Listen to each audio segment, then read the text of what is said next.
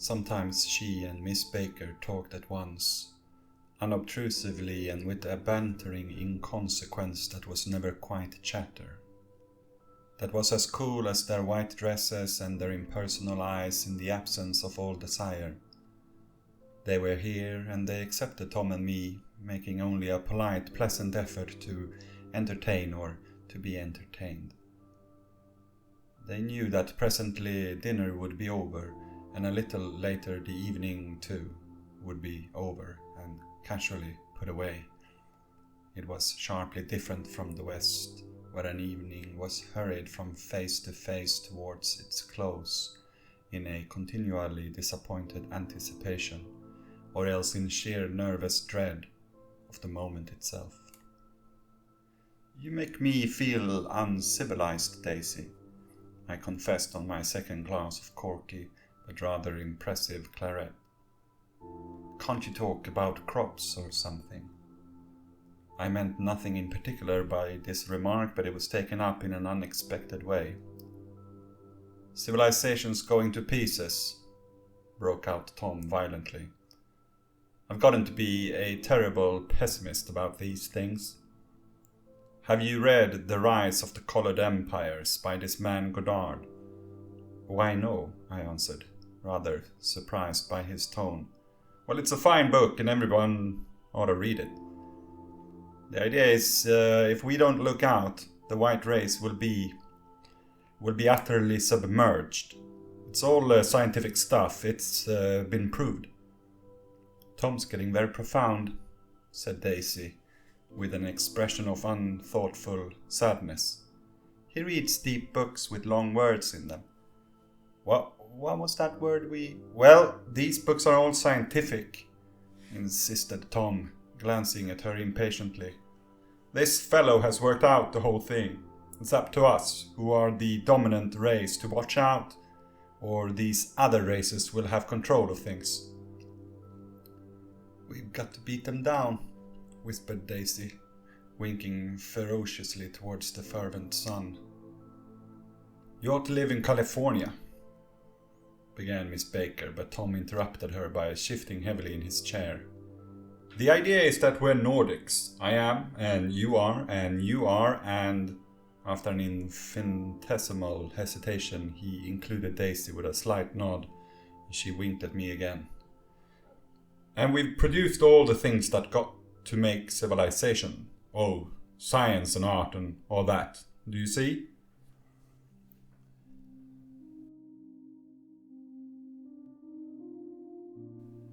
So goes the story, the fear of Tom Buchanan, in that great American novel of the Roaring Twenties by Scott Fitzgerald. Tom, whom we later that evening learn is a member of a, quote, rather distinguished secret society, end of quote. That is, if Nick's reading of Daisy's, quote, absolute smirk on her lovely face, end of quote, is correct. And what or who is this rather distinguished secret society made of? We as readers might wonder. Well, according to Daisy, though this is meant to be the very best of times, the creme de la creme of drug taking and partying, a dream soaked in the dry white foam of fermented grape juice, in which the only thing a woman of the best of races can hope to be is a quote-unquote beautiful fool. Everyone, or at least all quote-unquote advanced people, including Daisy, thinks that everything's terrible. Everything's terrible. That seems odd to us of the struggle. Don't these people have everything? What's the point of having it all if gold is but sand, and worse yet, you simultaneously is well aware of that? Well, precisely because they can afford this distancing cynicism, they can, as Daisy does with a thrilling scorn, declare, quote, sophisticated. God, I am sophisticated, end of quote. We all know what is meant by sophisticated today, i.e. cosmopolitan and having worldly experience. but the word appears for the first time in English at the beginning of the 1600s, before there were individual European nations or people. A time when all castles over here looked pretty much the same. States of one big happy, exclusive society.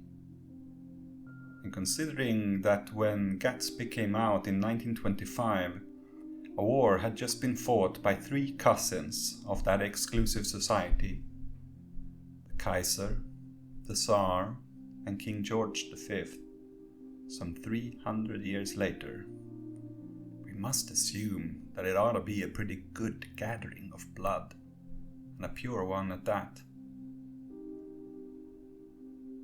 Funny then that we find in that word sophisticated an obsolete definition which runs contrary or even opposite to its symptomatic desire, namely, quote, mixed with a foreign or inferior substance, not genuine or pure, unrefined, adulterated, impure, end of quote.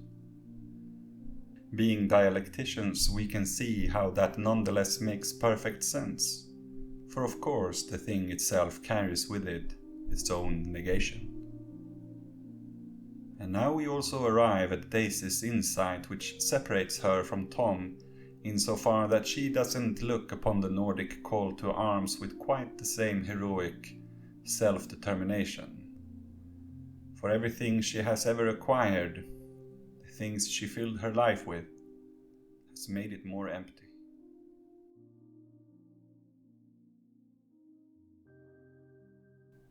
The more sophisticated you become, the more suspicious Platon is.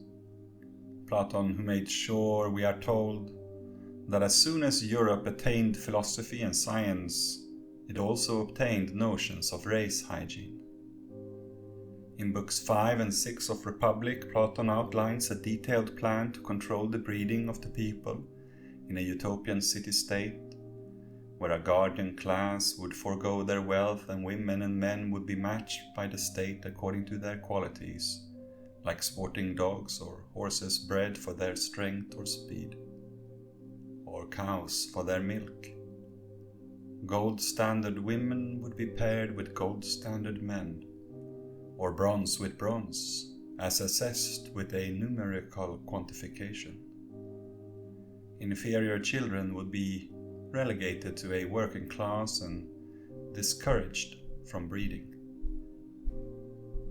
Platon was concerned with declining birth rates, so suggested that the population size would be maintained at around 5,000 by the imposition of marriage festivals, as decreed by the ruling philosopher king, or perhaps that old cult god called nation, long before there was any idea about what that might mean, other than again the fear of birth rates, because she wasn't the god of light.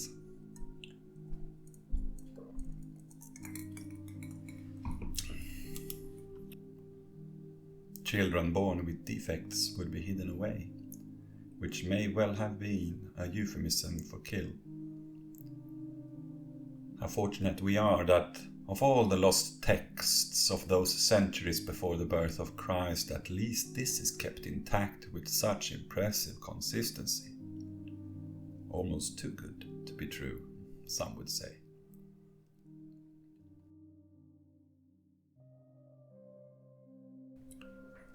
But rather than being conspiratorial, we arrive with this book at something interesting and worth mentioning, insofar that the author sets himself the explicit task of structuring a society. We have so far in this summer series addressed the areo-heroic tendency hidden within many of the well-respected and well-established sciences of our contemporary day. Natural history, botany, biology, linguistics, theology, folklorism, anthropology, anatomy, ethnology, and even geography, etc. But so far we have said almost nothing of that science which does indeed, like Plato's Republic, concern itself above all else with the structuring of a society.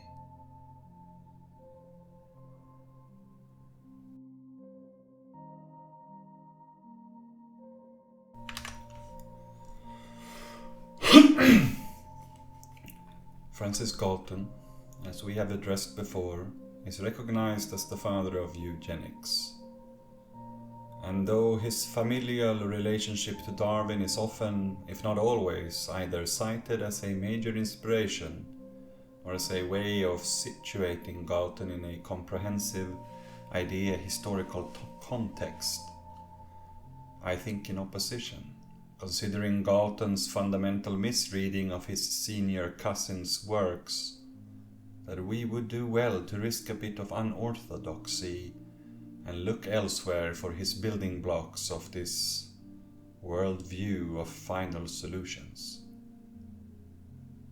I think Francis Galton was arguably more inspired by a forgotten Belgian liberal positivist thinker whom we could and should call the inventor of the bell curve,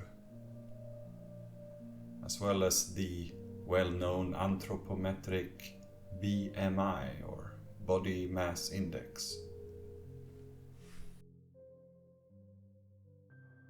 Adolphe Quetelet was born in Flanders in 1796, i.e. the Dutch-speaking part of Belgium, and died in 1874.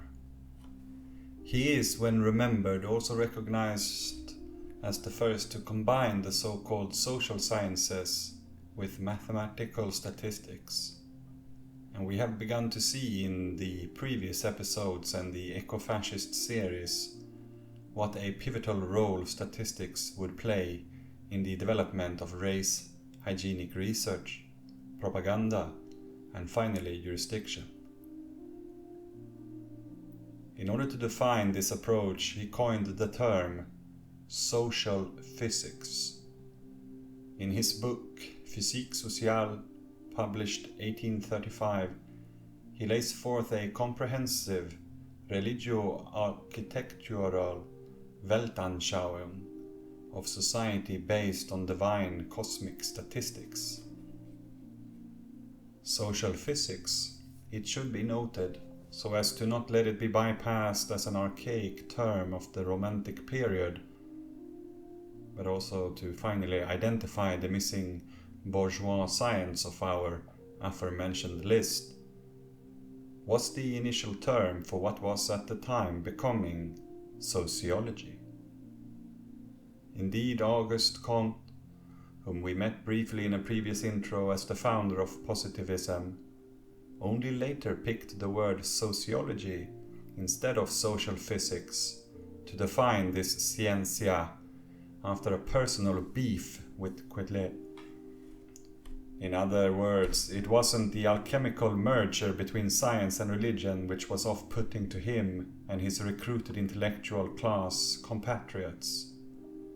For again, as we have stated before, positivism was, according to him, as its father in the days when Aryan Romanticism became Aryan Naturalism, intended to be precisely that, a combination between science and religion. Now, before we go on to bash to pieces the legacy of yet another academic doctrine, let it be disclaimed and stated that there are and have been, of course, radical sociologists worth reading, such as Henri Lefebvre's Critique of Everyday Life and Jean Baudrillard's Simulacra and Simulation, which famously is the book in which Neo hides his matrix hacking floppy disks in the scene with the mescaline ravers, just after Morpheus's first contact. Though I have to say that I personally have always been somewhat bothered when people think of Marxism as a mere sociology. For as we know, Marxism was born as a theory of social formations and history, not only as a point of view or analysis, but out of a community of practice, of political organization, which sought to change this, their social formation and our history, not just, as was the case for social physics or sociology at its inception, an attempt to understand and lay forth a sacred geometry of statistical models to get closer to an architectural god. This again is no polemic exaggeration designed by me to force forward proof of an occult plot within bourgeois higher education. Let me read to you some intimate passages from one of the many letters and recorded conversations which Quetelet had with his foremost admirer, the famous nurse and less famous mystic Florence Nightingale, about the Western esoteric origins of sociology, which, rest assured, is not where I expected this research to take me, but this praxis of killing darlings has since long gone industrial. Quote, "Here are my reasons. I have no need to tell you, you who are the author, the inventor, the master of the whole science of statistics, and of us all, the extreme importance for the English legislator, the statesman, the member of parliament, to familiarize himself at an early stage, while still at university, with your research, since all the science, I would rather say the art of administration, of politics, of legislation, of social economy, of public assistance, should rest on the foundations which you have laid and which should spread themselves each year by new finds and newly discovered laws." End of quote.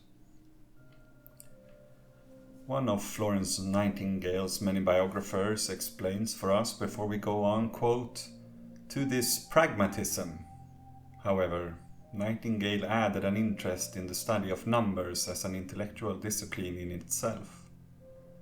More idiosyncratically, she also had a mystical belief that through statistics the laws of the world could be determined, which constituted the laws of God. The greatest opportunity for discovering these laws, she believed, laid in the work of Adolphe Quetelet." End of quote. To fully explore what this meditative depth meant for these two personally would probably lead us astray, but we shouldn't forget that Nightingale is remembered for her sanitary hygiene reformations, primarily because her overlords hoped it would extend the brutality of the Crimean Wars. One could make a point, or rather a question, about how new thinking these reforms actually were, when similar and even superior sanitary insight had already been held by the quote-unquote Eastern Mohammedans since not only the late Middle Ages during the beginning of those Ottoman wars, but also the preluding crusades of the deep Middle Ages. Anybody who has been to the antique bathing houses and hot springs of Budapest will intuitively attest to that. But let's instead ask the obvious question: if God's work is present and revealed in a statistical model such as the bell curve, then for whom does the bell toll? What's the point of reading society in this way other than the religious thrill?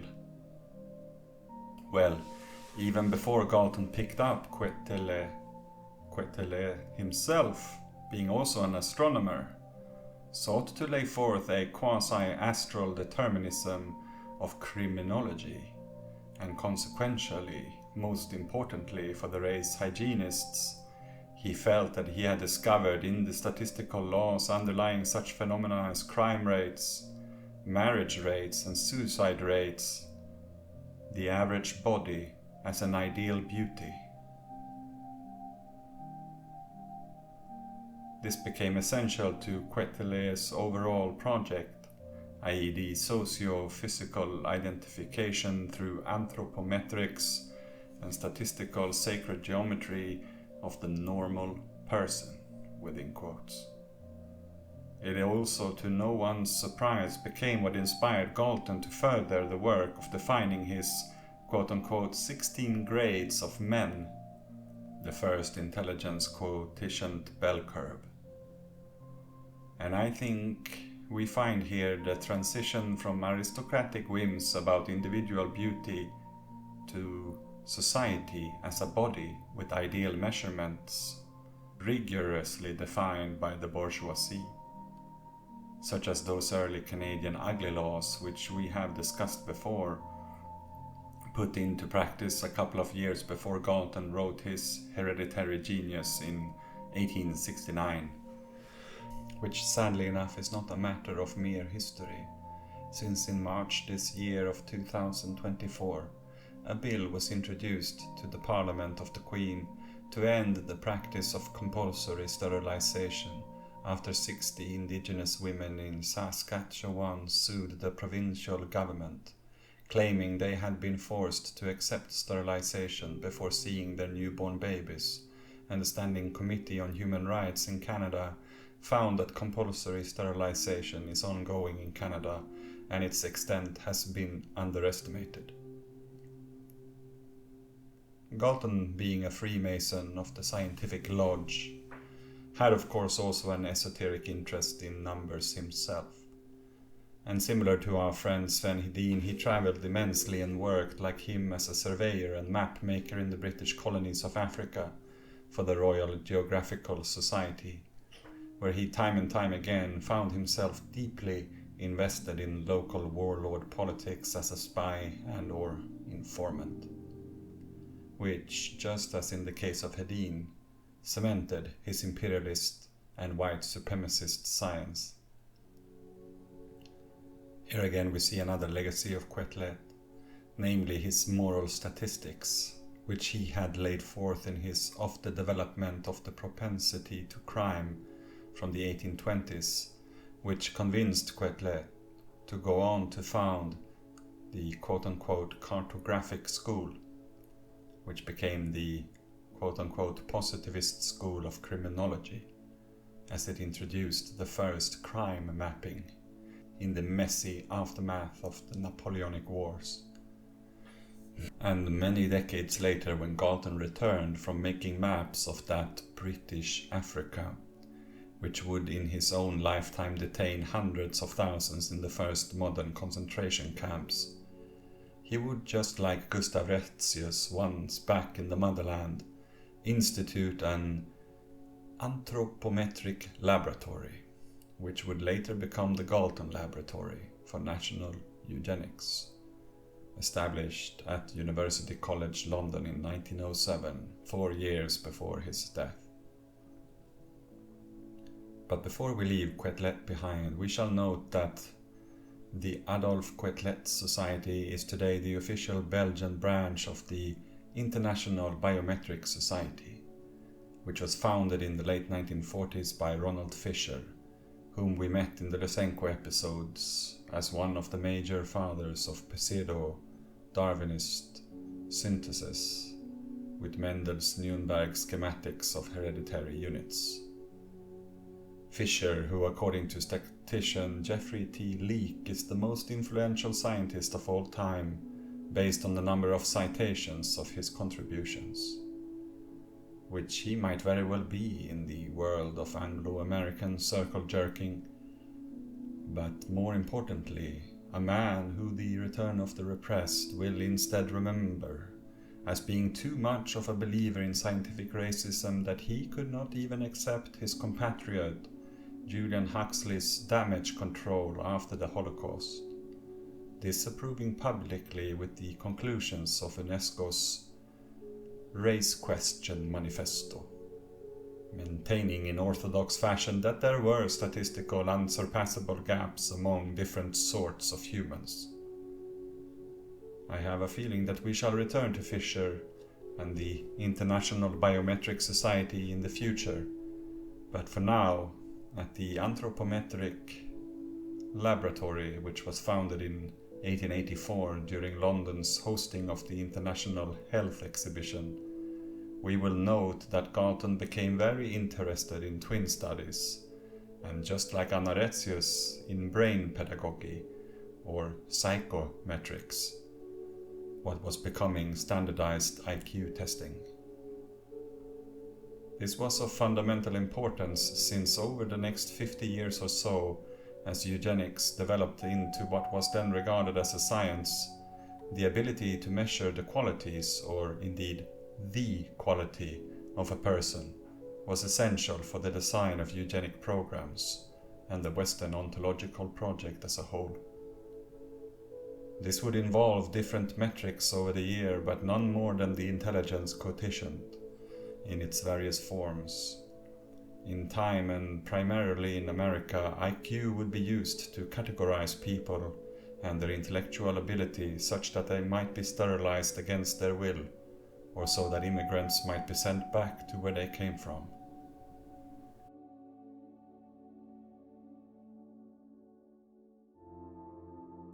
The measures were built not only on the miscalculated emphasis on nature over nurture, which Galton formalized, but also according to his development of the Scottish philosopher Thomas Carlyle's assumptions about history. Asserted in essays, books and lectures in the 1840s that it was only in the innate abilities, heroic acts or divine inspiration of individuals, always men, that history could be explained. In Galton's work, this idea reaches its apex. He insists upon the superiority and rarity of men of true eminence, but simultaneously opens up the door to the notion that, like cattle, men could be bred forth to produce geniuses, which in turn could change the trajectory of history. This is why we will see many of the eugenic societies being founded on top of or in close proximity to agricultural experimental breeding stations as anthropological branches. Quote, "I argue that as a new race can be obtained in animals and plants, and can be raised to so great a degree of purity that it will maintain itself, with moderate care in preventing the more faulty members of the flock from breeding, so a race of gifted men might be obtained, under exactly similar conditions." End of quote. Being under the influence of a divine hope for statistics, his laboratory would develop a new method for gathering information, what we call big data, in ways similar to today when people actually pay commercial biometric gatherers such as 23andMe to receive their data so as to provide them in exchange with a genetic tale of ancestry, which these institutions do whilst selling the harvested information further to Pfizer, or allow themselves to get hacked by those interested in mapping the family trees of Ashkenazi Jews in the US, etc. But no matter how new thinking Galton was in this regard, collecting information on some 9,000 individuals to map the Aryan stock of the mysterious British Isles, his method could not match the state-organized programs of Retzius, and towards the turn of the century, it was becoming clear that his system, built on private donors, needed more donors. And here we find ourselves back to the beginning of the intro, which in due fashion will also be its end. Because if you find yourself in a world dominated by the moral philosophy and market logic of Smithian economics, with no Scandinavian state apparatus to provide funding, then where else must these grand projectors turn to than to the wealthy, tripped out of their minds by sauce and crystals, clientele of the Great Gatsby? It has been suggested by more well-published researchers into this matter than me, in this case by Adam Rutherford in his Control, The Dark History and Troubling Present of Eugenics, that in Fitzgerald's notebooks he makes references to attending the parties of a Mary Harriman Rumsey in the 1920s, as does his wife Zelda in a 1930 letter. Mary, who, interestingly enough for our investigation, was nicknamed Eugenia by her Barnard College classmates due to her fascination with the idea of scientific betterment for the American people. And safe to say, her upper-class American friends were Fitzgerald's templates for the cast of Gatsby. Mary, as her last name implies, was the heiress of the great Harriman railroad robber baron fortune, and as we will now begin to see, it was through her that the United States' own Himmler, Charles Davenport, got his first stack of cold cash to establish the Eugenics Record Office in Cold Spring Harbor, which would by her kickstart go on to unite not only the capital apex of the American upper class, but also involve every single Ivy League school, and as stated in previous episodes, practically every single geneticist the nation had on paper.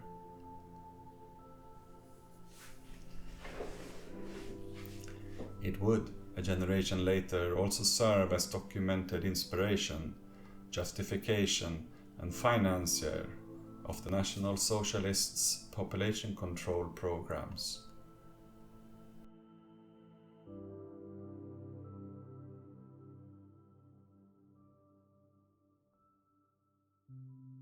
Cold Spring Harbor, for the record, remains until today a global powerhouse of genetic research, a hub for the Human Genome Project in the late 20th century, and in 2018 it was rated by Nature as the single best research institute in the world. Which it isn't, but that sus as fuck journal has since its inception declared already in its very first year, 1869, that it advocates for the work of governmental intervention in changing the breeding patterns of the British people, as stated in the lead article in December of that first year, suggesting that, quote, "We may vary the circumstance of life by judicious legislation, and still more easily by judicious non-legislation, so as to multiply the conditions favorable to the development of a higher type. And by the same means we may also encourage, or at least abstain from discouraging, the perpetuation of the species by the most exalted individuals for the time being to be found. Parliament being an assembly about as devoid of any scientific insight as a body of educated men could possibly be, has not as yet consciously legislated with a view to the improvement of the English type of character."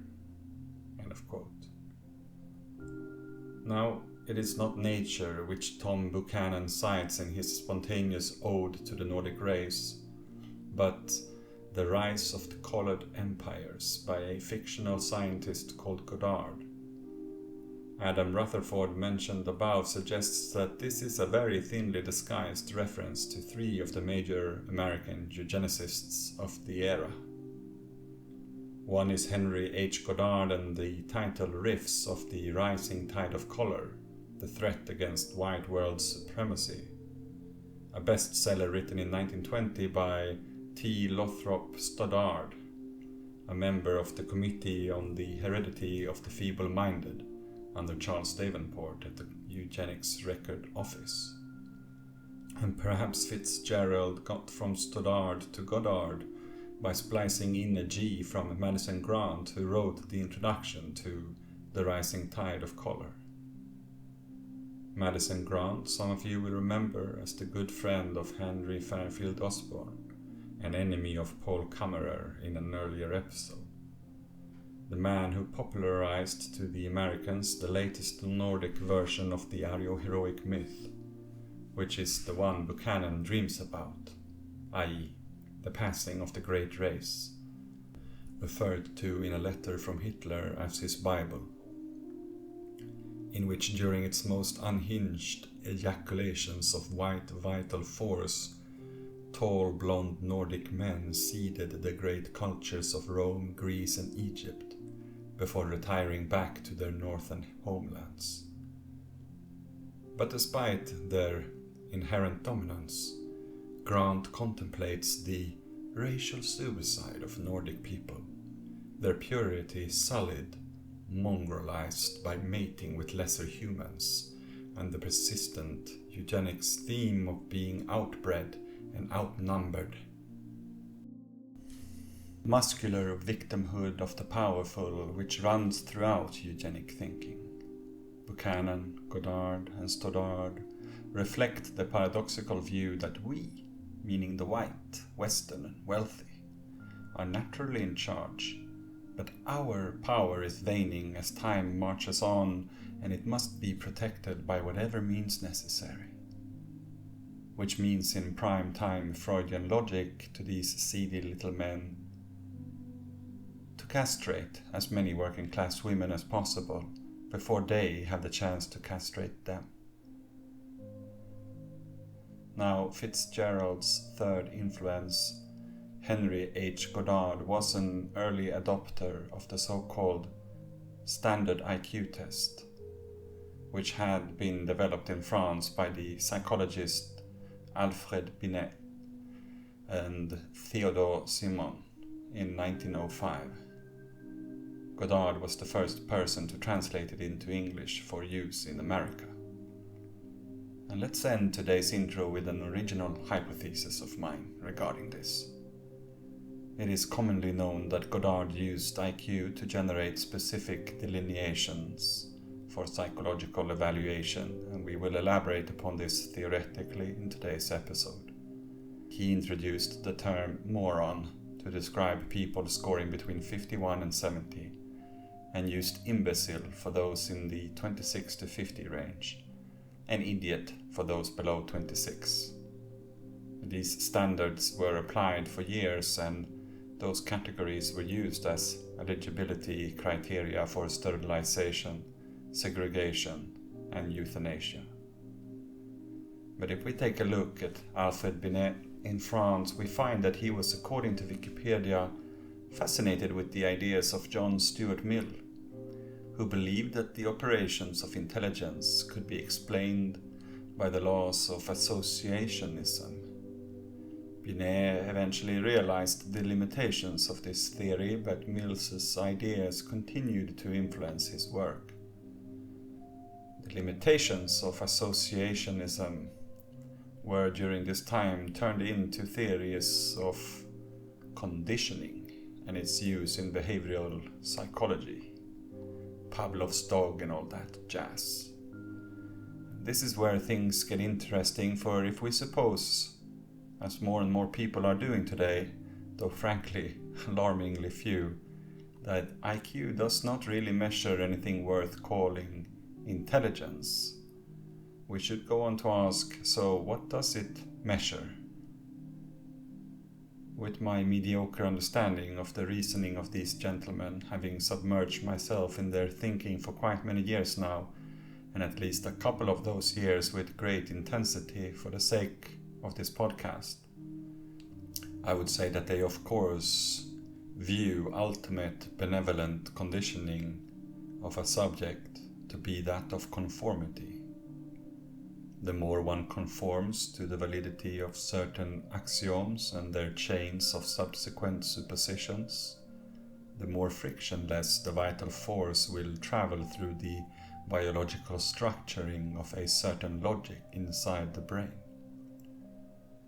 This is a bit terrifying in and of itself, that thinking as expected saved you from being euthanized, but it gets more sublime when you learn that the founder of the standard IQ test was introduced in 1883 to Jean-Martin Charcot, the father of modern hypnosis and the director of La Salpêterie in Paris, at a time the world's largest hospice, i.e. the kind of hospital you enter once and from which you can check out any time but never leave, focusing of course on man's greatest enemy, the woman and her hysterical ways.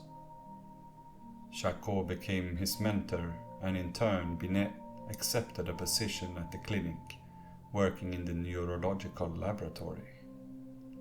without saying anything more so that this episode can begin in earnest, I merely wonder if we will eventually find out that the IQ test was initiated not only as a fraudulent proof of the need of sterilizing the feeble-minded and lock up women whom, with the dedication of Christ, a bit too loudly pointed out in public spaces the inconsistencies and contradictions of patriarchal society, but also, and this would be my paranoid addition, in a non-fraudulent way accurately detect the nature of those and nurture in these subjects that most prevalent everyday hypnosis of conformity.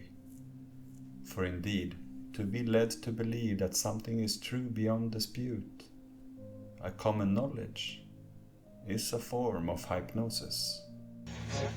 I remembered the line from the Hindu scripture, the Bhagavad Gita. Vishnu is trying to persuade the prince that he should do his duty, and to impress him takes on his multi-armed form and says, "Now I am become death, the destroyer of worlds." I suppose we all thought that one way or another.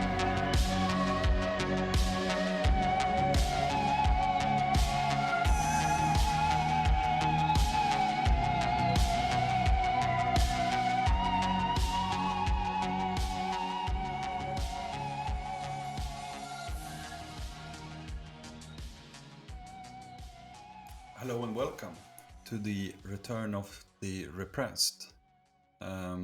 Me and Sebbe has just made dinner for one another, sat down, opened a bottle of Italian wine, and what better way to celebrate Saturday than to sit down and talk to you, dear listener, about the very early history of eugenics as the 1800 becomes the 1900s.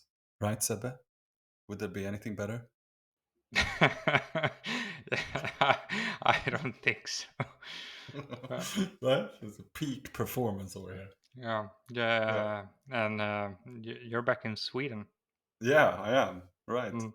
Uh, I had to for the finales of the show. You know, you gotta make it real good.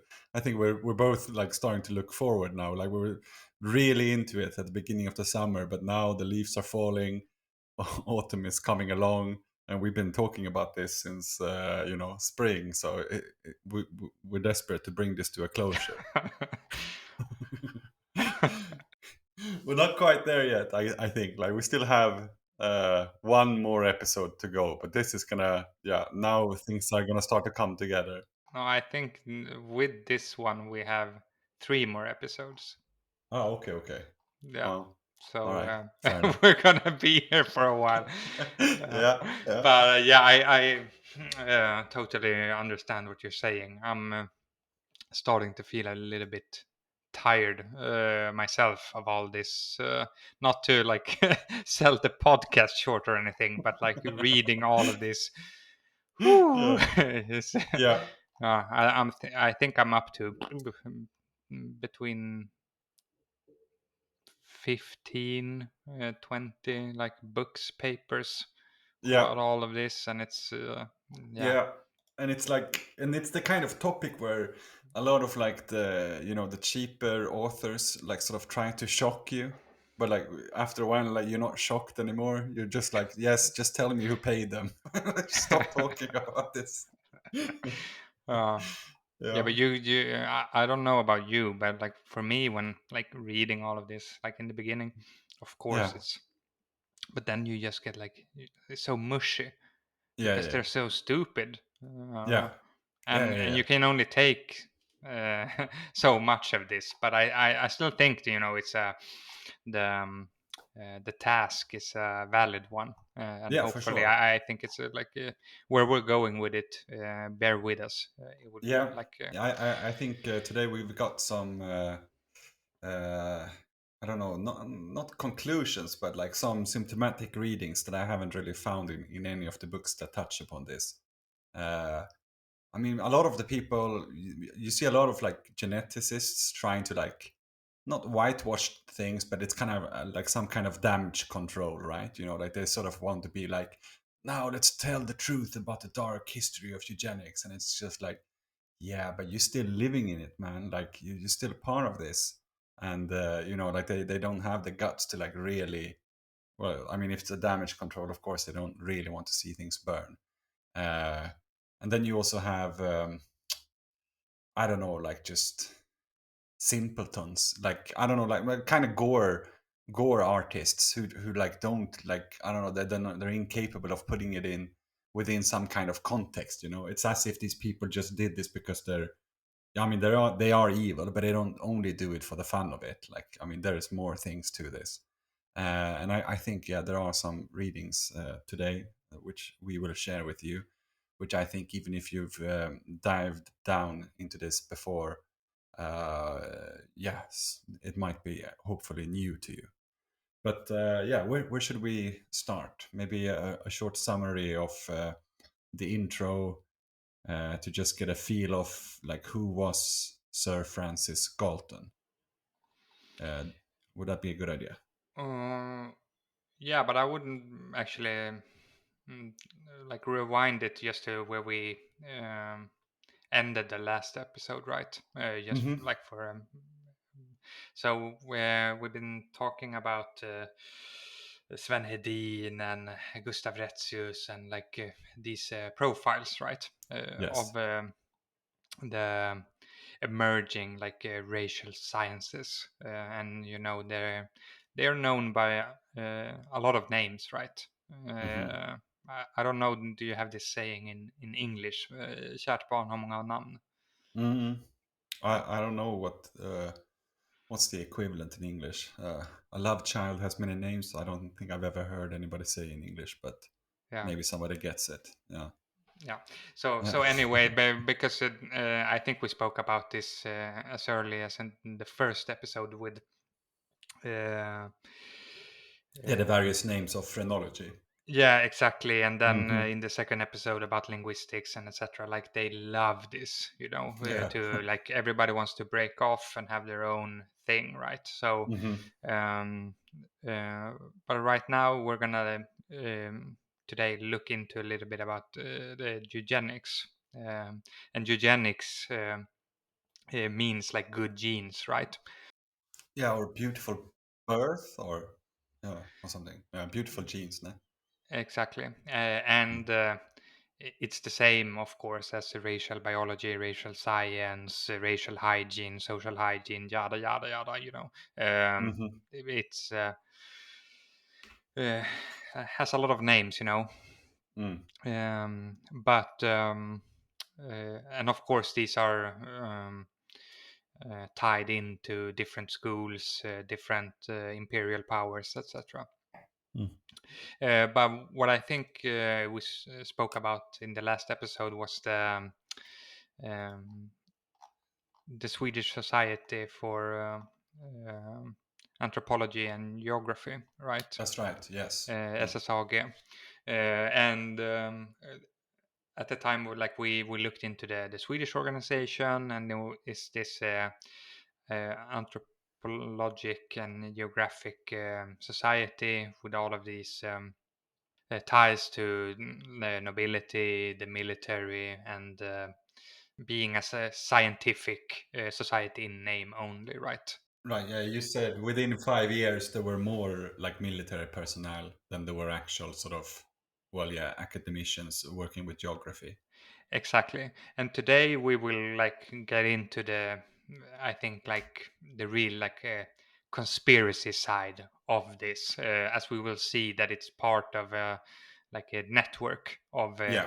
think tanks, organizations, you know, like Lobbying groups and yeah, like exactly. drafters of judicial legal documents, right? Like that's where the bourgeoisie always wants to get, right? To the legal apparatus to be able to change the laws, right? Yes, and we will see that they also go from being more, you know, explorer society to be, or an ethnographic society, to being more outwardly racist, right? Yeah. They're emboldened by this. Yeah. Yeah. So what we'll look into today, spoiler, is like the International Eugenics Conference.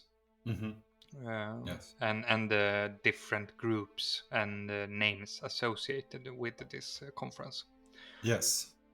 And maybe a little bit trying to understand why they get so bold, and like maybe they chewed off a little bit more than they first expected, and then we're gonna sort of see where might they be taking this. Why isn't there something called like the Ministry of Eugenics today, for example? But maybe there is actually something called that, but they've been felt that they've been forced to change the name. And so we're going to give like a few suggestions of how they transformed this, like how did they build the bridge to the Fourth Reich, right? Like how did they do that? Yeah.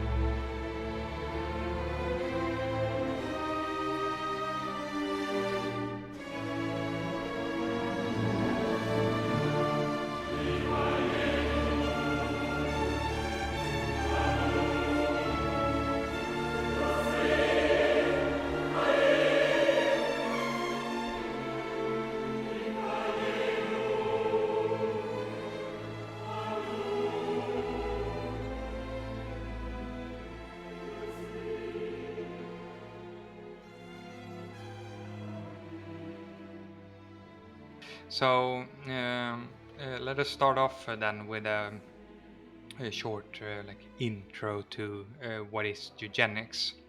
The term eugenics was first coined by Sir Francis Galton. This is a name that will be very influential in the eugenics movement, as being, of course, the founder of the term. But he was a cousin of Charles Darwin, of the Origin of Species fame. And in his 1883 book, Inquiries into Human Faculty and its Development, Galton derived the word from the Greek eugens, which means good or well, and genes. So it means good genes. And before he began this eugenic advocacy, the quest for the breeding good genes within a society, he had discussed and worked with heredity of non-physical traits, and this he does this in his book Hereditary Genius, from 1869, so like 20 years earlier, something like this, 15 years earlier. Yeah, we're gonna see that with a lot of like, even though we're dealing with like the early 1900s, like some of the old foxes, like who are like dying around the time of the first conference, like they've been in this game for a long time. Yeah, of course, and we've seen this in the earlier episodes. This has a long legacy back to Linné and all of this. But so he's studying non-physical traits and how are they inherited.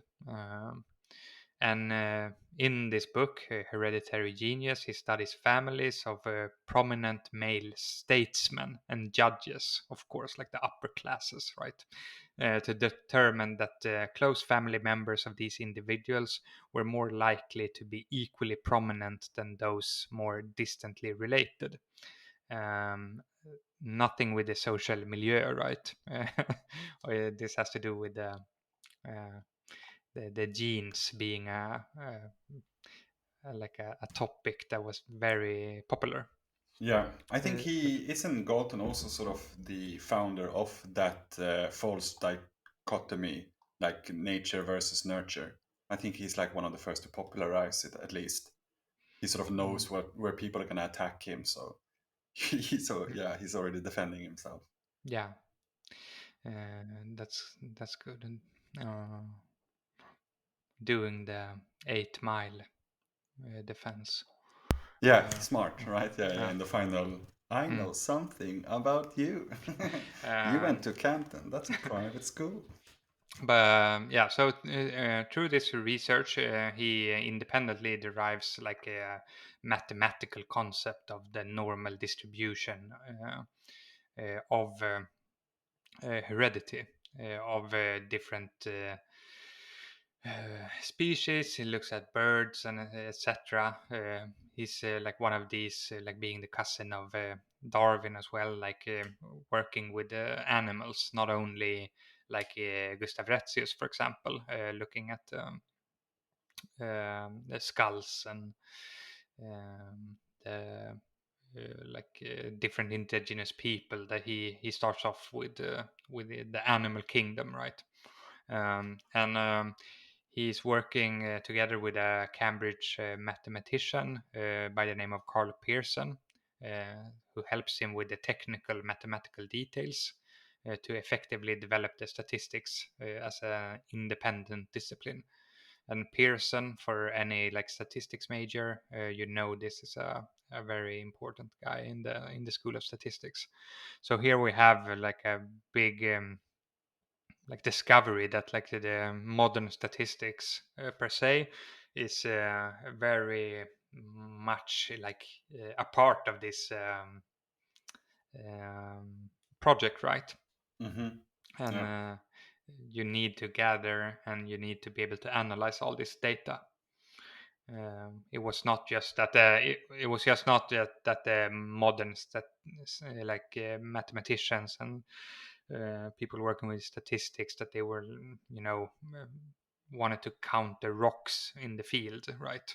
Of Yeah. course they had to have a practical implementation, and this was to uh, like be a part of the class warfare. Mm-hmm. Mm, Isn't it funny, like as we'll see later, that Winston Churchill, who is so involved in this as well, right? Like he's the one who's got that famous quote about statistics, right? Like I would never trust any statistic that I myself didn't compile or something. I can't remember exactly what he says, but mm. like I don't know. Like I think by the end of this episode, we'll know why he said that, like because he know how much they themselves cook the books. Yeah. So this relationship between Pearson and Galton, it proved to be a very fruitful and a powerful relationship that helped further advocate for eugenics because he had a guy in Pearson with the technical like know-how to uh, which Galton didn't have himself. Um, and of course, as we know even today, you can always, with the bell curve, IQ bullshit and stuff like this, it's like very easy to fall back on equations, etc., to keep uh, the masses out. Uh, Yeah, yeah, mm, for sure. Rosa Luxemburg says in her big book, right? Like this is the like two-dimensional statistics. Like those usual wavelength ones. Like for example, the bell curve. Like this is the most vulgar form of economics. Like it's like almost designed to sort of trick you. mm. Yeah, exactly. So in addition to like developing the statistical methods that made eugenics into a quote unquote scientific field, Galton also did a lot of research into what in England was called anthropometrics, uh, which was the gathering of measurements of different body shapes. So in the German-speaking world and in Scandinavia, they called it more openly racial science or racial biology. But the Anglo-Saxons, they always want, to have their, they want to be cheeky and cute with it. Yeah. So anthropometrics Yes. sounds innocent enough, right? Yeah, for sure. Yeah. So his research in this field led into his introduction of a questionnaire as a form of scientific data collection and eugenic record keeping. And he was one of the first to use this method of the questionnaire to go out and ask people in the field and to send out the people being questioned can fill it out for themselves. And this is something that is further developed in the US later with the Gallup poll and all of this. Yeah. I made the connection in the intro, it's so sinister somehow, that Galton managed to get people, they paid him to make use of his data, so that they could be allowed to, be fitted into the statistics and sort of in exchange then get some kind of course they didn't have DNA testing like we have today, which is what they bribe people with today on these genetic data collecting sites on the internet. Then you also have to pay, even though they get your data from you, but in exchange you get this sort of false sense of an identity, and of course people are ready to pay for that. It's very clever. But I gather data and keep records on all my friends. And no money is never exchanged. Looking across the pond, then we have another guy in the US. I think you will get into him a little bit later as well. Charles Davenport. He was one of the drivers of the eugenics movement in the US, and he's also a very early adapter of the questionnaire. Yeah, he is. To use this, and I think he even he used it to obtain data for his eugenics records office. So you hear in the name, right? They keep records on this. But in the beginning, then Galton's theories and his notion of eugenics did not take off. He was very how should I say, pissed off. But the British, they don't show emotion, so he was acutely aware of his very mild reception. Yeah. So he bided his time until 1901 to go into the new century, where he had the opportunity to speak at the Huxley lecture at the Royal Anthropological Institute, in which he relaunched his plan for eugenics. And at this point in time, Gregor Mendel's law of heredity, originally published in 1865, had been rediscovered, and the Boer War in South Africa was eliciting national panic about the pan-imperial British racial health. So it was very much a time where Galton's ideas would be received better. Yeah. I will return to the issue of the Boer Wars later, but yeah, it's like you say, it's a very, people probably felt what Galton had been talking about before, but nobody thought it was real, because the empire was peaking and everything, and so nobody felt any alarm as to the standard of the British stock, as it were.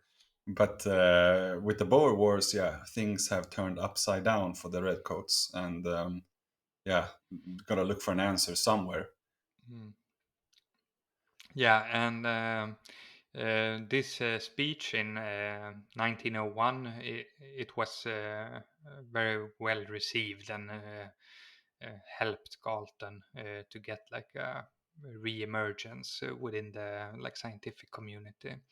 And 3 years later, in 1904, he gave another talk entitled Eugenics, Its Definition, Scope and Aims, which quickly gained high profile admirers like George Bernard Shaw, H.G. Wells, Theodore Roosevelt, Winston Churchill, and Margaret Sanger.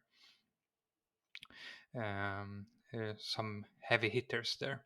Yeah, And I I think think I'll we will, go through all of them. yeah. Yeah, So we leave them for a little bit. yeah, And after this, then in 1904, eugenics will grow very rapidly in step with its fast-paced new century, and it will become more and more radical. When eugenics was first presented, Mendelian genetics had just been recently rediscovered. Many people had a difficult time believing that human heredity could be entirely based upon genetics. Lamarckian inheritance, which explained evolution and natural selection by postulating that organisms pass on characteristics acquired throughout their lifetime, still held sway in many prominent scientists, including Charles Darwin himself. With so many unwilling to relinquish their Lamarckian beliefs, social programs that aggressively encouraged selective breeding did not receive much support. So the popularity of Mendelian genetics was kind of a limiting resource for the eugenics movement as a whole. Conversion to eugenics, to the cause of eugenics, required first that one acquired the belief in it, the underlying genetic premises. yeah. I think that's a really like important point, right? Like I think this has been like sort of the topic of like the previous episodes of like the Lysenko series, right? Like going Yeah, more through like the like how important like the biological theoretical aspect of this also was. Like we're yeah, not going to touch so much upon this today, but it's a great reminder. Like why would people buy your solution if they don't even understand the problem yeah. that you're putting forward, right? Like when And do you wanna like just? I know you've been speaking upon this in earlier series, but do you just wanna like in a few sentences remind the listeners what yeah Mendelian genetics and Lamarckian yeah genetics are, because as right I see them, it's like there's two sides in a gang war, like gangs of New York, yeah with all of these people, like like the yeah Crips and the Bloods or something. But it was really like a very, it yeah was a large divide within the community. And I hmm don't think a lot of people, if you go on the subway today, will like, oh, are you a Mendelian or a Lamarckian? They will not yeah have this in their it's backbone. So hmm it for might be sure. good with a short, like, just Yeah, a I think brief. you already touched upon it, like with this. Uh, I think it's the question of inheritance, right? Like so with Mendel, but also Weissman, right? Like who will be returning in this episode, like in because he attends the first conference, right? Like with, the topic of today's episode, and it's like especially with Weissman, like already with Mendel, you have this idea, right? Like that they don't talk about genes in the beginning yet. Like it's more like this. If you read their own papers of the Eugenic Review, for example, it's a single Mendelian inheritance unit. Yeah. It's sort of the word for the gene, and we already had, like, when we grew up with with And just this to also. chip Yeah, in sorry. quickly for Uh, the listeners that Gregor Johann Mendel, he was born in 1822 in the Austrian Empire, mhm. but in a part that is now the Czech Republic, Yeah. and he died in the late 19th century. Mhm. So he was before Lamarck. But just Right. to No, after like Lamarck, right? Lamarck is also super early. Like Lamarck is like 1700, no? But oh, uh, sorry, yeah, he is yeah. actually, yes, this is No. true.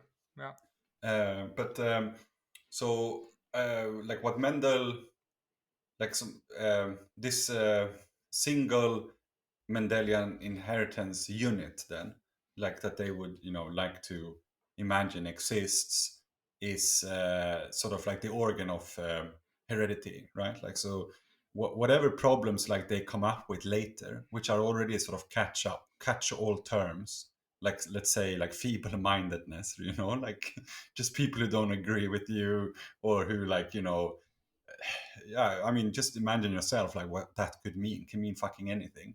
And then they can still sort of, like, without blinking, claim that this is due to, a single of these units. And the thing is, like, that I was about to say there was, that, like, in the 90s, and the early 2000s, I think, as well.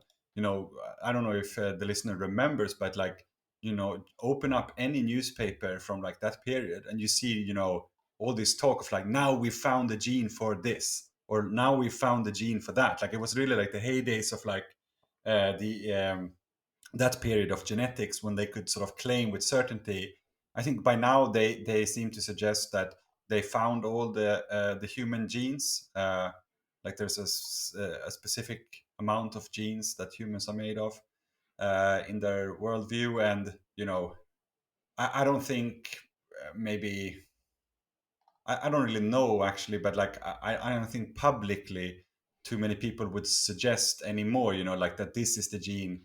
I mean, it's also a question of, like, how much of this is, like, journalism, right? Like, when they say, for example, we found a gene for homosexuality, or we found a gene for this or that, like, Yeah, exactly. And what I want to add to this is that, like, with the Mendelian genetics and the Mendelian inheritance, like, we always have to um, separate, right? Because, like, what Mendel did, for example, is that he could see in maybe some plants that, oh, um, this is what makes the one plant purple, right? yeah, And yeah, yeah, another like one flowers red, of peace, for and example. talk Yeah, about, like, the physical characteristics. It's a whole nother thing to talk about, like a Hitler particle, or yeah, like what makes a person homosexual or not. yeah, yeah. Um, um, so It's and even, like, even on the basis of mere physical traits as well, like, what is it called in biology, like, um, phenotypical traits, right? mm, The Mendel's second, forgotten experiments was on another set of flowers, like ornamental flowers, rather than peas, which sort of disproved his earlier conclusions. yeah, So yeah. basically, there wasn't any such a thing as these kind of Mendelian inheritance units. Like, even according to him, I mean, he was, like, sort of, just becoming more and more vague. Yeah, but so give The it more like he a was, yeah. very, very simplistic and easy. It's that you can at least try to map out, like, certain genes in living organisms which are responsible for a given trait, right? Hmm. Either physical or social. Hmm. And this is what's like the Mendelian side of Yeah, it. yeah. And then we have the Lamarckian. And the Lamarckian position is basically, like, yeah, everything we went through, like, in the Lysenko series, right? Like, that no, it's not only about, this predisposition, but, like, actually you can learn things in, like, your life matters, I guess, is the like, you're not just a prisoner of these predetermined traits, but like you can even pass on to your offspring through like your body and through like the social universe. Things are passed on to the next generation, right? And like they are faster, like things change faster than these people would like to admit, right? Like, for example, Lysenko's big thing was with wheats, right? Like he could show that like within 1, 2, 3 generations they could already train, wheats to behave as winter or spring varieties, whereas like the Weissmanists and the Mendelians were like, no, it takes like 10,000s of generations or something. Yeah.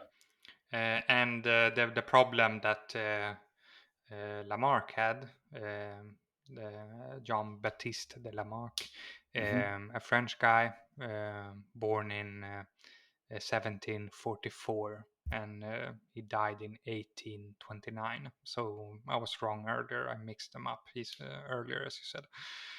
But he had a problem that he could not prove this. And this is why they talk about the re-emergence, because they like rediscover him when they start to prove that you can actually inherit traits in just a few generations looking within the plant or insect kingdoms, for example. Yeah, but so anyway, and for our purpose, just to give, like, we have eugenicists that are both Mendelian and Lamarckian, so they can be like reactionary either way, and for it's sure. like infighting within the Yeah, it isn't as easy as as your nightmare with the gangs of New York, like where you could pick one easy side, like either Lamarck or like Mendel. No. Like, unfortunately, at this time, most scientists are bourgeois, right? So we're gonna have like problems anyway.